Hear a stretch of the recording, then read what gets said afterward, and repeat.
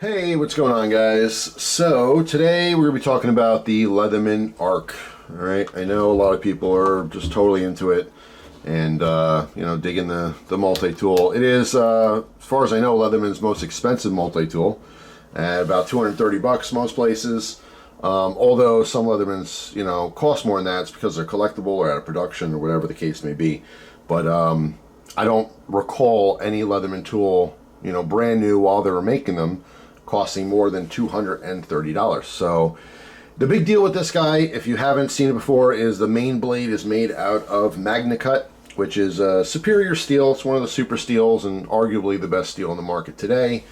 And I can report back after carrying and using this that, yeah, it's a heck of an upgrade for a multi-tool blade. So it kind of changes the game a little bit because I know some people are into multi-tools, other people aren't.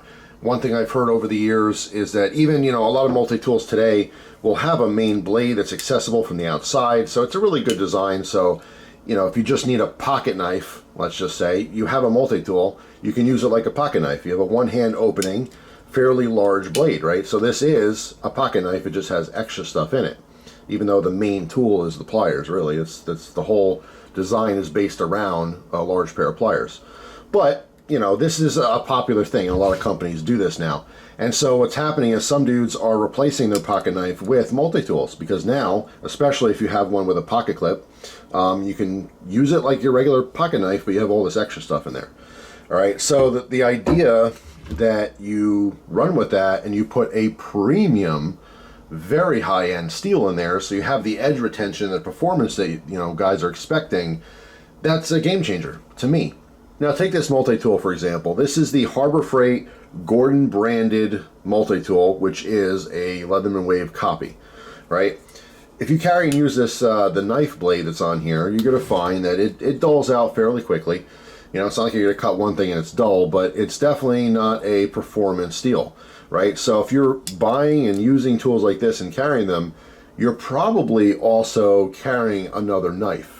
Just because that knife works better. It's obviously designed specifically to be a knife. Maybe it's more comfortable to you, but if the factor is that the blade on this gets dull too fast, so you need a knife with a better blade steel, this takes that out of the equation. Now everything is literally in one package, right? And that was always the goal with the multi-tool. So because I carried and used this the most recently before carrying the Leatherman Arc, I'm just doing a couple little comparisons. It's not directly like, oh, this tool's better than, obviously this tool's better than this one. This one's way more expensive. This one was 40 bucks. This one's $230. So that's not really the, what I'm trying to do is compare them directly. I'm just comparing design features. Does that make sense? So just a couple specific things I've noticed after carrying and using it. So let's talk about it here. Now, if you saw the first video, I cut into the sheath here. I did do a little patch job here. It's not pretty. This is like an army sewing job. It's just, it got the job done. It's not going to fall apart anymore. But, as I'm carrying, using it a little bit, it's starting to fray up a little. It was a cleaner look before. But, yeah, a little bit of a hack job with the sewing. But it works. Also, there are two loops on either side of the sheath here. Okay, those are for Leatherman accessories, but they also happen to work perfectly for whatever you want to shove in there, right? So I have a small AAA flashlight in here, and I have a pen. All right, so that's obviously not part of this video, but just to let you know, when I'm carrying the Arc, which was probably, if I had to guess, 3 weeks maybe. Not a full 3 weeks. I think the first week I carried it like 2 or 3 days out of the week, but then it was 2 weeks straight. All right. And so now I have enough use on it, in my opinion, to talk about some things. So it's not a full review. Down the road, maybe I'll talk about overall, like really go over everything, all the features and stuff. Right now, I'm just pointing out a couple things I've noticed in actually carrying and using this. All right, so let's start with the sheath here. I do like the sheath style. I don't necessarily like sheaths that just have a sewn-in, belt loop, only because you have to take the belt off. I much prefer a belt loop. Some have like double layer where you have this, but then you also have the option of a button snap. So you can do a quick on and off, or Velcro. I definitely prefer a snap over Velcro, only because in the wintertime, if you get snow in there, or if you are really outdoors a lot and you get dirt and stuff in there, mud, then you have an issue with it, you know, actually grasping the Velcro. But yeah, I mean, the only thing I would do with this is I would keep this, but have another layer, like a slightly longer one with a button snap on the bottom. So you can have a quick on and off without messing with your belt. That's my only critique, but it's not a big deal. All right, I do like the button snap on the front, of course. I would love the addition of Velcro, so you can do a quick little just hold it down temporarily Velcro, but you know, use the actual button snap to keep it down throughout the day. So this has the bits and bit holder in the back. There's actually a pocket in the front as well. All right, so something that I noticed in carrying and using this, you can see it here, so there's a pocket in the front. So I mean, I suppose you can carry the bits in the front if you wanted to. I haven't, you know, since I've been carrying it, but obviously, you know, 6 to 1, half dozen the other. The issue I have is I've been carrying it with the pocket clip. Now, obviously, you could take the pocket clip off, and this would not be an issue. However, when I like the pocket clip on there, because sometimes, at least twice, I've taken it out of the sheath, shut the sheath, but just had it in my leg pocket because I was using it on and off for a project, and so I want a quicker access to it. So I, you know, pull it out and use it and put it back in my, you know, cargo pocket that's in the front. It's hard to explain. They're a pair of I think they're Dickies pants, but anyway, there's like a slit or angled pocket in the front. It's just easy, that's all. So I'm squatting and doing things, and I can just slip it in there. So I do like the option of having a pocket clip. But when I'm using this multi-tool, when I put it away, if the pocket clip falls behind this front pocket, totally fine. All right, because when I dip down to grab it, I can just pull it out. It's actually very smooth, right? There's little friction there, but sometimes when I put it away, it'll hook that pocket. All right, so the pocket clip is actually in the pocket, and what that does is it creates more friction. All right, so see how the tool's not sticking up very much? It's kind of hard to get to, right? So when you go to grab it, it just creates more friction. It makes it harder to pull out. So there was one particular time where my hands, I had some grease or oil or something on there, and I was like really struggling to pull it out for a good 10-20 seconds. I'm like, what the hell, I can't. So I literally like pushed the bottom of the sheath a little, try to have it stick up just a little bit more, and I finally grabbed it. But just something I noticed. Again, it's very, very minor, but if that pocket clip catches the pocket, then it just becomes a little harder to pull out. All right, so as far as the tool itself, something I really, really like about this tool, and it's not the only one that's doing it now, but all of the tools within the handle are accessible with the tool closed. Okay, it doesn't seem like a big deal, but here is what every multi-tool was for, you know, 20 plus years, 30 plus years, was you had, and this is a fairly new concept, by the way, of even having one-handed accessible tools from the outside. You know, this is only the last, what, 15 years or something? I don't have an exact number, but, you know, when I first got into multi-tools, none of them had this. You basically had just the regular handles, there's nothing accessible, and then when you open them, right, you have your main plier, and all the tools are on the inside, just like this style. This just happens to have the addition of having, you know, some of the larger tools on the outside. So when multi-tool started doing this, that was cool. You're like, oh my God, I don't have to open up my pliers to get to my knife blade, right? Like the OG Leatherman, right? The very first one. So that was cool. That was a great addition. But even though multi-tools were doing this, you still had to open it up to the pliers in order to get to the other tools that are within. So what I love about the Arc is that those tools are not on the inside, right? They're accessible with the tool closed, which makes total sense. You shouldn't have to open up your pliers if you're not using your pliers, right? Simple. I absolutely love that. It's a simple feature, right? So we have our can opener here, and then we have our bit holder. The bit holder is probably one of the most used things besides the pliers and the knife, right? Of course, you can pop the bits out. I don't mind this style here where it's kind of just putting a little pressure on it as you're pushing in. There's a metal tab here that kind of lifts a little. It's just putting pressure on the side of the bit. All right, I haven't had any problems with them shaking out or getting loose or anything like that. The bit holder is very cool too. Obviously, gives you a variety of different bits, so you're really expanding the capabilities. It's not just a built-in Phillips head or a built-in flathead, right? And a lot of times the flatheads aren't even on their own. Sometimes they're built into other tools. Like it can be a bottle opener or a can opener, but then the top happens to be a flathead. So yeah, I mean, that just to me makes the world of a difference. It really, really does. All right, so we have these tabs here on both sides, and you just push that over to unlock. All right, very, very simple. So you pull the tool out, you want your bit holder, you push up, it's very comfortable, just push your thumb like that. Get that out, you can use your screwdriver, whatever, and shut it and put your tool away. You're never opening your pliers. That to me is a really big deal, right? On the other side, same deal, we have all our tools accessible, right? The scissors are fantastic on here. All right, what I like about this is that I like scissors on multi-tools that close like that. And what I mean by like that is the blades are closed, right? It just folds in. For some reason, there's a bunch of different tools on the market that have scissors like this, where you pull the scissor out, but the blades are completely open flat. That's how they're able to have it fit in the handle, right? So when you take this out, you open it up all the way, and then you have to grab this little tab here to actually close the scissors, right, so that you can use them. Now these scissors work very well. I've been using these a lot since I carry this tool. But one time I cut myself, and that was because when I was opening it, I did just this. I opened it like this, and I just haphazardly took my thumb and went to pull this tab, but I wasn't on the tab. I just went like this and basically just rubbed the blade on my thumb, and I cut my thumb. It wasn't horrible or anything, but it was a quick, like, oh, I'm opening my scissors. I'm like, ah, damn. You know, it shouldn't be. It's, you know, obviously, and when you're closing them, generally I'll pinch the blade itself to close it, right? Just because I'm not really like trying to focus on it too much. I'm just using my tool. So the scissor style is fantastic on this. All the tools being accessible without having to open is fantastic. I do absolutely, I mean, I can't stress this enough. I love the magnetic opening, just like on the Free series. It just works really well. It just feels really easy. There's a little resistance to break the magnets apart. Once you do, this is just free floating. It's just so light and easy, and then you're clicking these in place, all right, so that they lock in and you're moving the jaws. Now I know some people had issues with there's removable cutters on here, and I think they shattered or broke or something.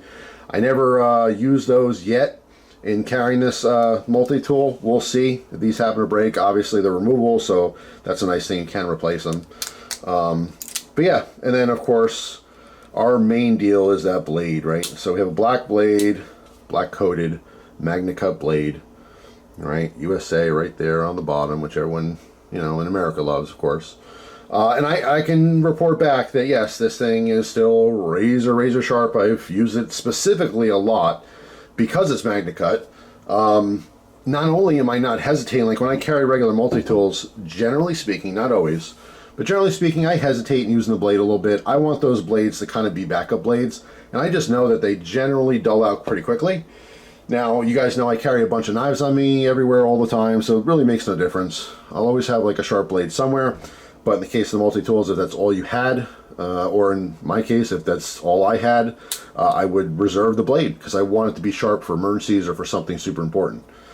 This blade is very easy to get out. There's very little, I mean, it's not going to fall out or anything, but there's very little resistance, right? Big old thumb stud on there, which is nice as compared to a lot of these designs that have a opening slot, right? So the opening slot, a little bit harder to use with gloves. This thumb stud does stick up enough where if you have a gloved hand, it's not hard at all to get that out. Again, little resistance. When it locks up tight. There is no play at all.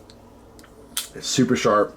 It's retained, you know, its edge retention. I mean, it cuts and cuts and cuts and cuts and cuts and cuts, and it feels like it's the first time you're using it. You know, gliding through things, it makes a world of a difference. With any knife, when you have a nice sharp knife, it's just, you know what I mean? You're not like struggling. That's when you get hurt. That's when you end up cutting yourself, is when you're struggling to cut things. With a razor sharp knife, you just got gliding through real quick and you're done. You're done with your cut. So yeah, that's pretty much it. I'm not going to go over each individual tool. It's just overall, the design is just fantastic. People have asked me, you know, what do you think of it? What do you think of it? I can definitely say it is the best multi-tool that Leatherman has ever put out. And what I mean by that is just overall quality and design. Now, obviously, some people like, you know, smaller versions, different tools. I'm not talking about that kind of stuff. That's preference. In my opinion, this is the best product they've ever put out as far as that. Like, just the quality and the design itself for a full-size plier or main tool, as being a plier multi-tool.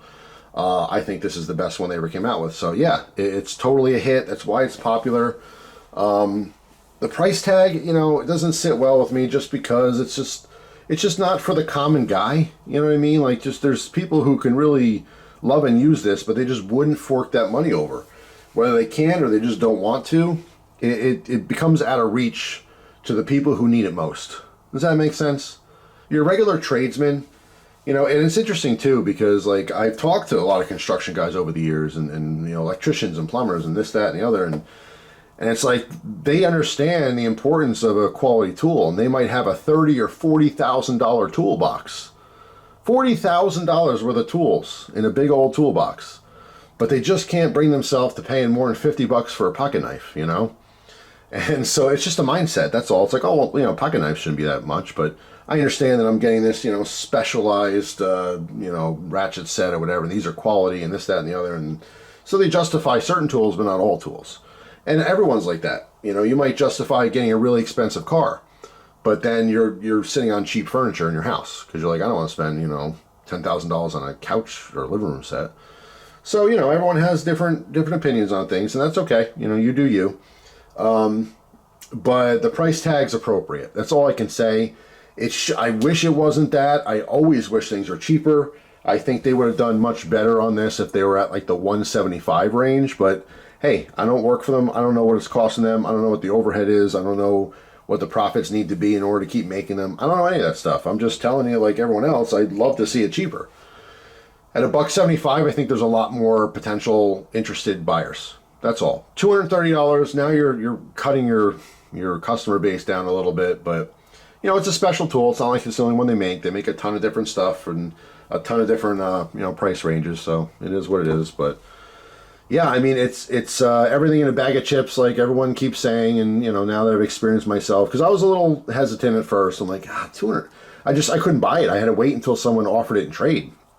So that's how I got this one. I couldn't just go out and spend $230 on a multi-tool. But yeah, I dig it. I definitely dig it. It's going to be my collection literally forever. I collect multi-tools. But, you know, this is one that I was happy to be able to actually, you know, carry and use. And I will occasionally. I'm retiring it now just because I want to go back to something else. It's a different Leatherman, which I may do a video on in the future. But for work purposes, like when I'm at work and I'm really, really cranking on tools and stuff, I'm trying to use regular tools. But once in a blue moon, I'll have to break out my, you know, multi-tool and stuff. And I like trying all different styles and different things. And there is something in me. A small part of me is still a collector, and it would break my heart if something broke on here using it too hard. And I know it's supposed to be used hard use, right? And I get it, and that is part of testing in some cases, but it would kill me if it for some reason, you know, broke and then I have a problem getting it fixed with Leatherman and all this other stuff. It's just one of those things. I think it's kind of funny. I'm going to relate it a little bit to old dudes and their sports cars, because it seems like it's somewhat common for a guy. Maybe it's a midlife crisis, who knows, maybe it's retirement, but they finally treat themselves. Their whole life they wanted a really cool sports car, and now they're old dudes and they finally get the thing, and they drive 50 miles an hour on the highway, you know, or you're stuck on a back road and they're doing 35, and you're like, dude, you have a car that goes 150 miles an hour. Enjoy it, right? Get up, because not only am I waiting behind you very slowly, but it's like a shame because they'll never get that power, but they just like the car. You know what I mean? They're babying it because guess what? They never wanted to spend $80,000 on a car or $100,000 on a car. Now they finally did, and they don't want to break it. So hey, you know, you do you. It's just one of those things, you know. But you know what I'm saying, right? I don't know if that's a great comparison, but it's just something I thought of while I'm talking here. But anyway, that's it. Thanks for watching. Hope you guys have a wonderful day. Let me know in the comment section if you have the ARC. I know one particular viewer sends me messages all the time. He got his and loves it, and he's very curious about mine, so hopefully he catches this video. But yeah, I mean, it's the best Leatherman they've ever made so far, in my opinion. But of course, that price reflects that very blatantly, and I hope they can come down the price in the future, or who knows. But now that they've gone with like a super high-end steel like this, I'm very curious to see what they do in the future. How do you expand from this? You know, what do you do next? It's interesting, so I'll keep my eye on Leatherman and see what they come up with. But But yeah, that's pretty much it for now. I absolutely do love it. It really is a very good tool. It's made very well. The design is fantastic in every way, and I dig it. So, thumbs up. Anyway, that's it. Thanks for watching. Have a great day, guys. I'll see you tomorrow with a brand new video. Take care.